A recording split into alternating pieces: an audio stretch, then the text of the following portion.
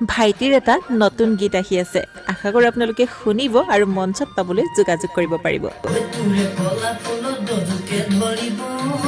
মই না মেৰি যায় একা থৈ পানীতে